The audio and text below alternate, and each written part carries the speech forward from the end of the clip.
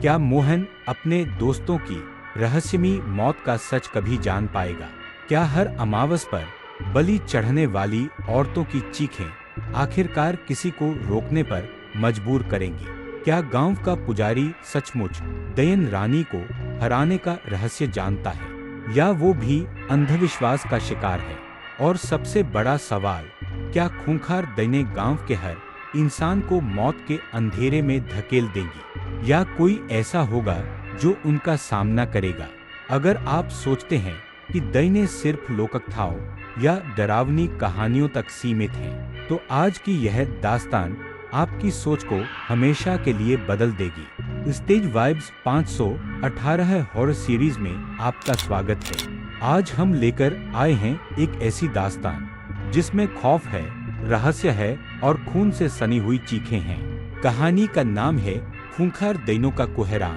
यह घटना है झारखंड राज्य के छोटा नागपुर क्षेत्र के घनेवा गांव की, जहां जंगल के सन्नाटे में अब भी ऐसी चीखें सुनाई देती हैं जो किसी इंसान की नहीं लगती। घनेवा गांव छोटा सा था, लेकिन उसका डर बड़ा। चारों ओर घने जंगल, ऊंचे ऊंचे साल और महुए के पेड़, और बीच में मिट्टी और पत्थर से बने झोंपड़े। दिन में यह गांव किसी और आम गांव की तरह लगता था। बच्चे खेलते, औरतें खेतों में काम करती, मर्द बैल लेकर हल चलाते, लेकिन रात होते ही जैसे पूरा गांव किसी साए की चादर में ढक जाता था। बुजुर्ग कहते थे, इन जंगलों में दयनें रहती हैं, वो सिर्फ औरतों और बच्चों का खून पीती हैं।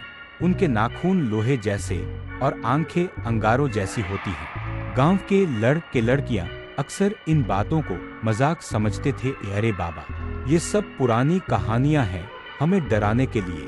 22 साल का मोहन हमेशा हंसते हुए कहता, लेकिन बुजुर्गों के चेहरों पर हंसी नहीं होती थी। उनमें से एक बूढ़ा रामखेलावन अक्सर कहता, तुम लोग हंसो मत बेटा, मैंने अपनी आंखों से देखा है कैसे दयनों ने मेरे भाई की छाती नोच डाली थी। उसका खून पीकर उसके चेहरे को यूं सूखा दिया था जैसे किसी ने चूस लिया हो। गांव के बच्चों के दिलों में यह बातें डर भर देती, लेकिन जवानों को यह सब बकवास लगता। एक अमावस की रात गांव के 5 जवान लड़के मोहन, हीरा, लालू, देवकी और रामू शर्त लगाने लगे, चलो आज रात जंगल में चलते हैं, देखते हैं कि सच में कोई दयन है या नहीं। सब हंसते हुए मशालें लेकर निकल पड़े। जैसे जैसे वे जंगल के अंदर बढ़े, हवा ठंडी और भारी लगने लगी। पत्तों की सरसराहट अजीब सी फुसफुसाहट में बदल गई। अचानक पेड़ के पीछे से एक किकियाने वाली हंसी गूंजी। कौन है? मोहन चिल्लाया। अगले ही पल पेड़ से एक औरत कूदी, बिखरे बाल, खून से सना मुंह और आंखें लाल जैसे जलती हों। उसकी चीख इतनी डरावनी थी कि चारों दोस्त वहीं गिर पड़े। मोहन किसी तरह भागकर गांव लौटा। अगली सुबह चारों लड़कों की लाशें खेतों में मिली। शरीर पर नाखूनों और दांतों के गहरे निशान थे। उनकी आंखें खुली रह गई थी, जैसे उन्होंने मौत को बहुत करीब से देखा हो। पूरा गांव दहशत में आ गया और तभी बुजुर्गों ने कहा, ये दयनें लौट आई हैं। 4 लड़कों की मौत के बाद गांव की चौपाल में पंचायत बुलाई गई। लोग कांपते हुए, औरतें अपने बच्चों को सीने से लगाकर वहां पहुंची। गांव का पुजारी, दाढ़ी वाला बूढ़ा संतोषनाथ बोला, दयनों को रोकने का बस एक ही तरीका है। हर अमावस की रात हमें एक औरत की बलि जंगल में चढ़ानी होगी, तभी उनका पेट भरेगा और वो गांव पर हमला नहीं करेंगी। गांव वाले खामोश हो गए, लेकिन जब डर जान पर भारी हो जाता है तो इंसान सब मान लेता है। पहली अमावस को गांव की एक नवविवाहित औरत को चुना गया। उसे रोते चिल्लाते हुए जंगल में छोड़ा गया। उसकी चीखें पूरी रात गूंजती रहीं और सुबह उसका शव पेड़ पर उल्टा लटका मिला, चेहरा नोचा हुआ और शरीर से खून चूसा हुआ। उस दिन से हर अमावस गांव की किसी न किसी औरत की बारी आती। गांव वाले मजबूरी में इस परंपरा को निभाते रहे। मोहन यह सब देखकर अंदर ही अंदर जलने लगा। उसने कहा, ये सब ढोंग है, ये दयनें नहीं, इंसानों का खेल है। मैं इसका सच उजागर करके रहूंगा। पर उसके पिता ने डांटते हुए कहा, चुप रह, वरना अगली अमावस को तेरी बीवी को बलि बना देंगे। मोहन की आंखों में गुस्सा और आंसू दोनों थे। उसने निश्चय किया कि अब वह अकेले ही सच की तलाश करेगा। एक रात जब पूरा गांव सो रहा था, मोहन मशाल लेकर जंगल की तरफ निकल पड़ा। जंगल की गहराइयों में उसे एक पुरानी गुफा दिखी।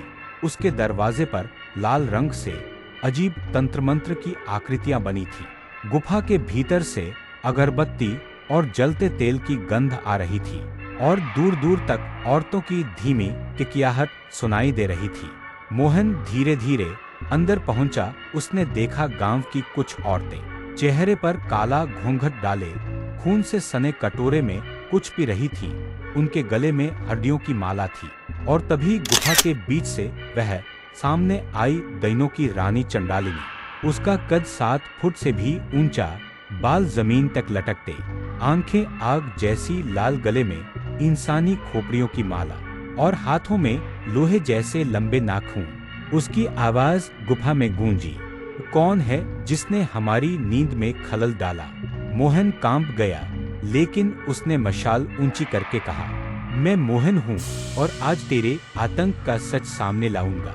चंडालिनी ने डरावनी हंसी हंसी, हा, इंसान का बच्चा, तेरे जैसे कितनों की हड्डियां यहाँ सजाकर रखी हैं। मोहन ने देखा गुफा के कोनों में इंसानी खोपड़ियों के ढेर थे, जिनमें उसके दोस्तों की भी हड्डियां शामिल थीं।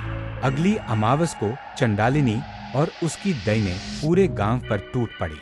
गांव की गलियां खून से लाल हो गईं। औरतें दहाड़े मारकर चीख रही थीं। बच्चे इधर-उधर भाग रहे थे। दैनों ने घरों के दरवाजे तोड़कर लोगों को बाहर घसीट लिया और उनकी छाती फाड़कर खून पीने लगी। मोहन ने यह सब देखा और वह गांव के पुजारी संतोषनाथ के पास भागा। उसने कहा, तुम्हें जरूर कोई उपाय पता है, वरना यह गांव खत्म हो जाएगा। पुजारी ने कांपते हुए एक पुरानी किताब निकाली। उस पर लिखा था, दैनों की रानी को खत्म करने का एक ही उपाय है, उसकी आंखों में लोहे की नोक उतार देना, लेकिन ध्यान रहे, अमावस की रात ही उसकी शक्ति चरम पर होती है और उसी रात उसे हराना भी संभव है। मोहन ने भाले में लोहे की नोक लगाई और अकेला ही जंगल की गुफा की ओर निकल पड़ा। गुफा के बाहर ही दैनें उसका इंतजार कर रही थीं। उन्होंने एक साथ चीख मारी, आवाज इतनी तेज कि पेड़ हिल गए। मोहन ने बहादुरी से उनका सामना किया। कई दैनों ने उस पर झपट्टा मारा, लेकिन वह भाले से उन्हें एक एक कर गिराता गया। आखिरकार चंडालिनी सामने आई। उसकी आंखों से आग की लपटें निकल रही थीं। उसने कहा, तू क्या समझता है एक इंसान मुझे हरा देगा? मैं 100 सालों से इस धरती की रानी हूँ। मोहन ने पूरी ताकत से भाला उठाया और उसकी आंखों में घोंप दिया। एक कान फाड़ देने वाली चीख गूंजी। चंडालिनी तड़पने लगी।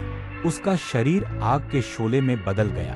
बाकी दैनें भी जमीन पर गिरकर राख में बदल गईं। गुफा के भीतर की खोपड़ियां और हड्डियां जलकर राख हो गईं। गांव बच गया। लोगों ने मोहन को नायक माना, लेकिन युद्ध में उसकी देह भी बुरी तरह घायल हो चुकी थी। वह गांव की चौपाल पर गिर पड़ा और अंतिम सांस लेते हुए बोला, अब कभी किसी औरत की बलि मत देना, डर से बड़ी कोई बेड़िया नहीं होती। गांव वाले रो पड़े। मोहन को गांव के बीच दफनाया गया। आज भी लोग उसकी कब्र पर दीपक जलाते हैं, लेकिन बुजुर्ग कहते हैं कि कभी कभी अमावस की रात गांव के किनारे जंगल से वही किकियाने वाली हंसी सुनाई देती है। शायद चंडालिनी पूरी तरह मरी नहीं, शायद उसका साया अब भी घनेवा गांव पर मंडरा रहा है। यह थी आज की कहानी, खूंखार दैनों का कोहराम, सिर्फ स्टेज वाइब्स 518 हॉरर सीरीज पर।